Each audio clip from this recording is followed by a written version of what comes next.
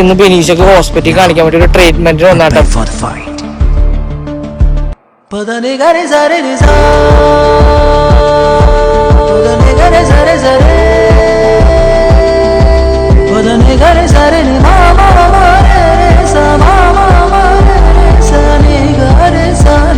വീഡിയോയിലേക്ക് എല്ലാവർക്കും കുറെ ദിവസങ്ങളായി നമ്മൾ വീഡിയോ ഇട്ടിട്ട് നമ്മുടെ ഈ ചാനലിൽ ബിനീഷയുടെ ചാനലിൽ വീഡിയോസ് എന്തായാലും വന്ന് ഇങ്ങനെ പോയിക്കൊണ്ടേയിരിക്കും. അതെ, അതുമല്ല ഇന്ന് ബിനീഷക്ക് ഹോസ്പിറ്റലിൽ കാണിക്കാൻ വേണ്ടി ഒരു ട്രീറ്റ്മെന്റ് വന്നാട്ടെ. അപ്പൊ അത് കഴിഞ്ഞിട്ട് നമ്മൾ തിരിച്ചു പോണേണ്. അപ്പൊ അതിന്റെ വിശേഷമൊക്കെ നിങ്ങൾ പറയാം. അപ്പൊ ഞങ്ങളിപ്പോ നിൽക്കുന്നത് നമ്മുടെ കലൂർ സ്റ്റേഡിയം ഇല്ലേ, ഇതേട്ടാ സ്റ്റേഡിയത്തിന് തൊട്ട് പുറയിലുണ്ടാവും. ഇതിന്റെ അടുത്തായിരുന്നു ഞങ്ങൾക്ക് എന്താണ് ട്രീറ്റ്മെന്റ് ഉണ്ടായത്. അപ്പൊ അവിടെ വെട്ടത്തിന്റെ പ്രശ്നം കാരണം ഞാൻ ഇങ്ങോട്ട് തിരിഞ്ഞതാണ്. അപ്പൊ ഞങ്ങൾ എന്ത് ചെയ്യും, നല്ല ബ്ലോക്ക് ആയത് കാരണം ഇന്ന് വണ്ടി കൊണ്ടുപോയിട്ട് നമ്മള് അവിടെ കളമശ്ശേരി വെച്ചിട്ട് മെട്രോയിലാണ് വന്നത്. ഞാൻ ആദ്യമായിട്ടാണ് മെട്രോയിൽ കയറുന്നത്. അത് നമ്മുടെ എറണാകുളത്തുകാരനായിട്ട് എറണാകുളത്ത് മെട്രോയിൽ കയറുന്നത് ആദ്യമായിട്ടാണ്. ബാംഗ്ലൂർ ആദ്യം മെട്രോ വന്നപ്പോ ഞങ്ങൾ കൂട്ടുകാരൊക്കെ ആയിട്ട് പോയി അവിടെ കയറിയിട്ടുണ്ട്. പിന്നെ ദുബായിൽ നമ്മൾ മെട്രോയിലൊക്കെ കയറിയിട്ടുണ്ട്. പക്ഷെ എറണാകുളത്ത് ഫസ്റ്റ് ടൈമാണ് മെട്രോയിൽ കയറിയത്. അപ്പൊ അങ്ങനെ റിട്ടേണും കൂടി ഒരുമിച്ച് എടുത്തിട്ടാണ് ഇങ്ങോട്ട് പോകുന്നത് കേട്ടോ. അപ്പൊ ട്രീറ്റ്മെന്റിന്റെ കാര്യമൊക്കെ ഞങ്ങൾ വഴിയെ പറയാം. ഇവിടെ നല്ല തിരക്കും നല്ല ക്രൗഡും ആണ്. അപ്പൊ ഞങ്ങൾ ഇവിടുന്ന് എന്തായാലും പോട്ടെ. ചെറുതായിട്ട് മഴക്കാരൊക്കെ വെക്കുന്നുണ്ട്. അതിനു മുമ്പ് ഞങ്ങൾക്ക് മെട്രോ സ്റ്റേഷൻ പിടിക്കണം. നടന്നു വേണം അങ്ങോട്ട് പോകാനായിട്ട്.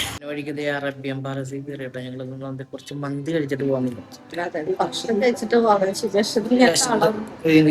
ഭയങ്കര ഇതായ രാവിലെ വന്നതാണ്. അപ്പൊ സമയം ഏകദേശം 1 മണിയായിട്ട്. അപ്പൊ പിന്നെ ഫുഡ് കഴിച്ചിട്ട് പോകാനായിരുന്നു. അതിനിടയ്ക്ക് ഇനി വണ്ടി നിർത്തി ഇനി വേറെ സ്ഥലത്ത് പോയി അവിടെ അതേപോലെ ഇവിടുന്ന് കഴിച്ചിട്ട് നേരെ പെട്രോളിൽ ചേർന്ന് കയറി ഇറങ്ങുക, വണ്ടി എടുക്കാൻ പറ്റും. അങ്ങനെ പോകാനുള്ള പ്ലാനാണ്. അപ്പൊ ഞങ്ങൾ ഫുഡ് വരട്ടെ കേട്ടാ. കഴിച്ചിട്ടില്ല. വിനാഗിരി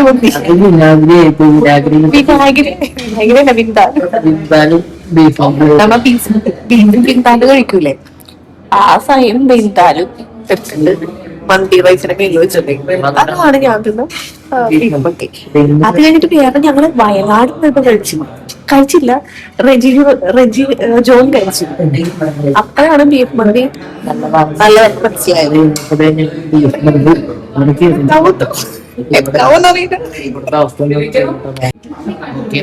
ബീഫ് മന്തി ഇവിടെ വന്നിട്ട് കിട്ടാം.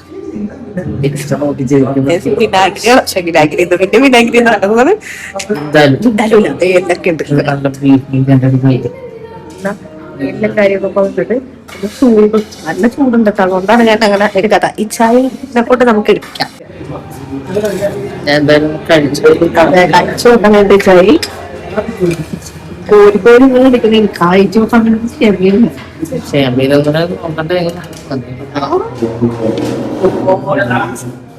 ചൂട്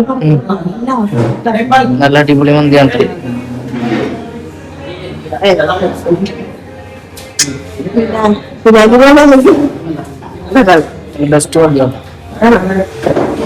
പിന്നെ എന്തായാലും ഞാനൊന്ന് കഴിച്ചോട്ടെ.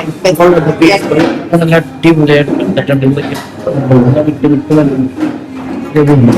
അടിപൊളിയായിട്ട് ഫുഡ് കഴിക്കട്ടെ. ഇതൊക്കെ കഴിഞ്ഞത് ഞങ്ങളിത് മെട്രോയിൽ കയറാൻ വേണ്ടി വന്നാട്ടാ.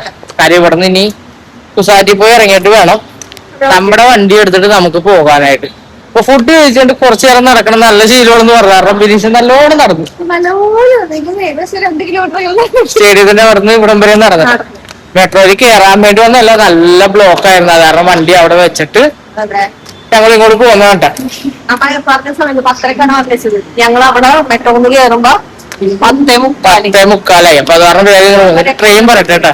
ഞങ്ങൾക്ക് മെട്രോ വന്നിട്ട് ട്രെയിൻ വരുന്നുണ്ട്. ഇതിന് കയറിയിട്ട് വേണം ഞങ്ങൾക്ക് ഇനി കുസാറ്റി പോയി ഇറങ്ങാൻ. സംഭവം ചെറിയ ട്രെയിൻ.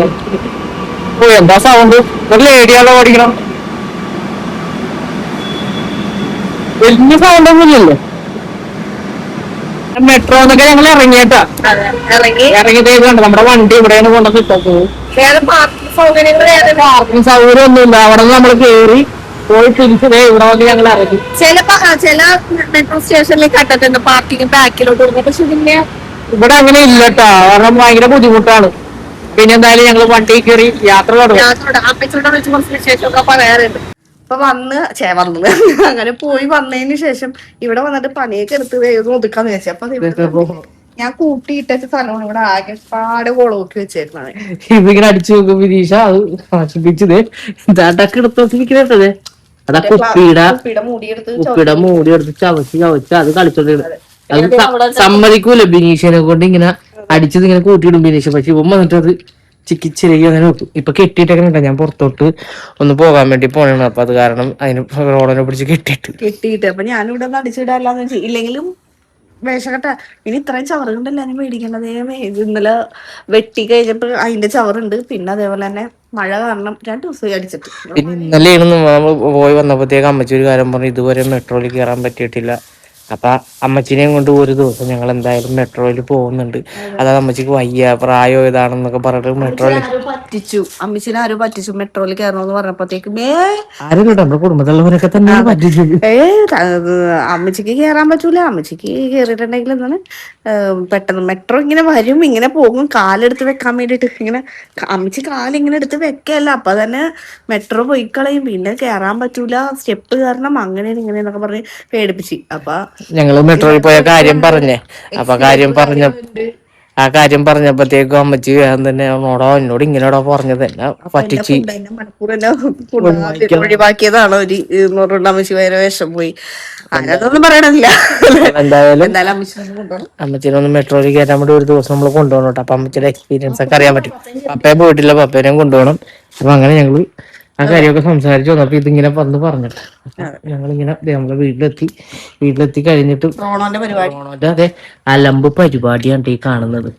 എന്തായാലും നല്ല ക്ലൈമറ്റ് ആയിരുന്നു, മഴ കാര്യങ്ങളൊന്നും ഉണ്ടായിരുന്നു. അപ്പൊ പിന്നെ അങ്ങോട്ട് തൂത്തിട്ട് കത്തിക്കണം, ചവറ് കത്തിക്കണം. പിന്നെ ഈ ചൈനോട് ഞാൻ പറഞ്ഞിട്ടുണ്ട് നാളെ കുറച്ച് പരിപാടി ഉണ്ട്, ഇവിടത്തെ പുല്ലൊക്കെ പറിക്കണോന്ന് പറഞ്ഞിട്ട്.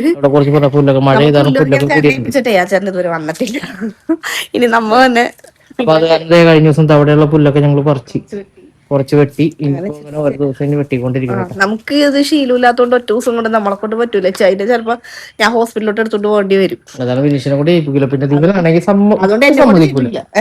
ഇവനാണെങ്കിൽ ഒട്ടും സമ്മതിക്കൂല. അതിനകത്തൊന്ന് വിറക് എനിക്ക് എന്താണെന്ന് അറിയണം. ഇവിടെ ഞാനിവിടെ അച്ചിങ്ങയൊക്കെ നട്ടപ്പോ അങ്ങനെയായിരുന്നു. അച്ചിങ്ങ നമ്മിങ്ങനെ ഇത് കുഴി ഉണ്ടാക്കിയിട്ട് അതിന്റെ ഉള്ളിൽ ഇടൂലേ, വേഗം തന്നെ വിരൽ കൊണ്ട് ഇവന്റെ കൈ കൊണ്ട് മാന്തിട്ട് മുഞ്ഞുകൊണ്ട് മൂക്കുകൊണ്ട് മണ്ണിൽ കുത്തി വെക്കണ്.